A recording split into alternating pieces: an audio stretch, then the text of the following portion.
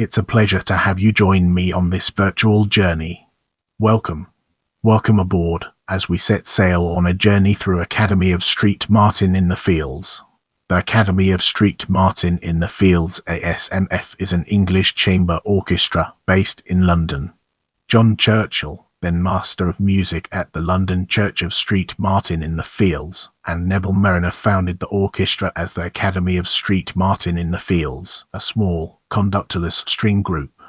The ASMF gave its first concert on 13 November 1959, in the church after which it was named. In 1988, the orchestra dropped the hyphens from its full name. As we progress through this video, let's now turn our gaze towards history. The initial performances as a string orchestra at St. Martin in the Fields played a key role in the revival of Baroque performances in England. The orchestra has since expanded to include winds. It remains flexible in size, changing its makeup to suit its repertoire, which ranges from the Baroque to contemporary works. Neville Marriner continued to perform obligatos and concertino solos with the orchestra until 1969, and led the orchestra on recordings until the autumn of 1970, when he switched to conducting from the podium from directing the orchestra from the leader's desk. Marriner held the title of Life President until his death in 2016. On recordings, besides Marriner, Iona Brown and Kenneth Silito have led the orchestra, among others. In 1993, the Academy of St. Martin in the Fields became the first and to date only orchestra to be awarded the Queen's Award for Export Achievement. Since 2000, Murray Prahier has held the title of Principal Guest Conductor of the orchestra and has made commercial recordings with the orchestra as pianist and conductor. In May 2011, the orchestra appointed Joshua Bell as its new music director, the second person to hold the title in the orchestra's history, effective September 2011, with an initial contract of 3 years. In July 2017, the ASMF extended Bell's contract through 2020, an additional 3 years from his previous contract extension. In April 2024, the ASMF announced an additional extension of Bell's contract as its music director through August 2028. Sally Beamish was composer in residence with the ASMF, the first composer so affiliated with the ASMF scheduled through the season. As we progress, let's zoom in on chorus and examine its role in shaping our overall narrative. In 1974, Neville Marriner encouraged Russell Helté to form the chorus of the Academy of St. Martin in the Fields, composed of straight, accurate voices and designed to match the instrumental sound of the by then world-famous orchestra. The choir made its debut in 1975 in Seldorf and was soon an established feature of the orchestra's programming. Its first recording was Bach's Mass in B minor in 1977. Helté's choral and Marriner's instrumental styles matched perfectly, and the partnership of 25 years took Helté and the chorus through numerous concerts, tours and 28 recordings from the major choral repertoire with soloists such as Dietrich Fischer-Dieskau, Janet Baker, Kerry Tikhonova, Robert Tare and Anthony Rolfe Johnson. Performances with Helté as chorus master included the 250th of Handel's Messiah in Dublin in 1992 and the closing concerts of the Handover of Hong Kong in 1997, and their recordings also include the soundtrack for Amadeus in 1984 and the UEFA Champions League anthem.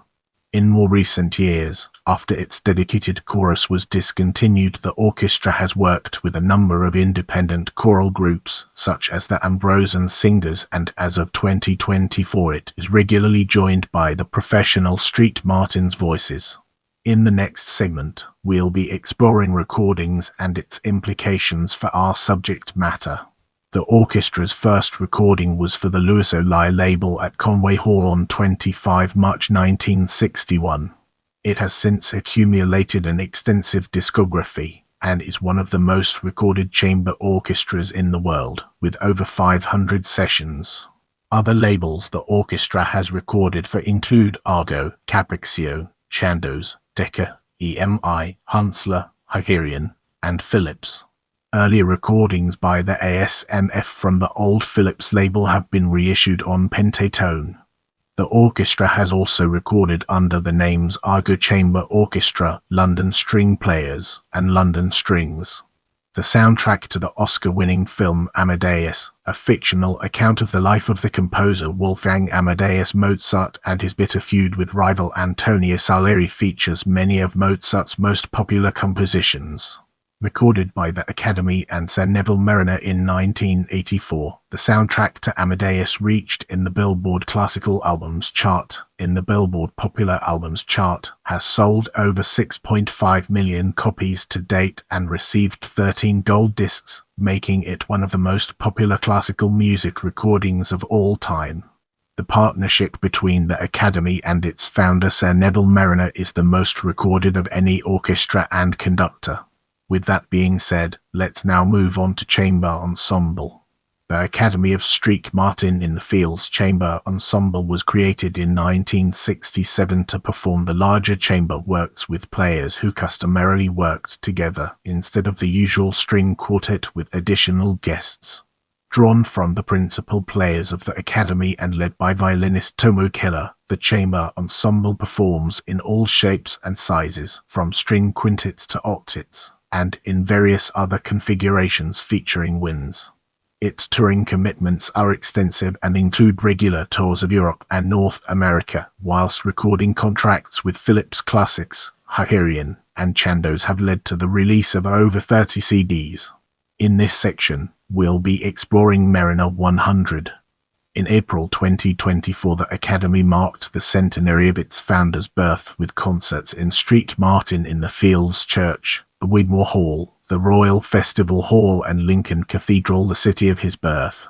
The Marriner 100 program commenced on 15 April, the actual centenary day, with a concert at the orchestra's spiritual home, St. Martin in the Fields, conducted by leader Tomo Keller, music director Joshua Bell, and former Academy flautist Jaime Martin, in which former members of the Academy chorus, who had sung under Marriner, performed a suite from Die Schöpfung. BBC Radio 3 broadcast the concert as the climax of its Neville Marriner Day, with all its programmes devoted to his life, work and legacy. A month-long centenary exhibition was held in the church. I'm here to provide you with the best information, so let me know what else you'd like to learn about.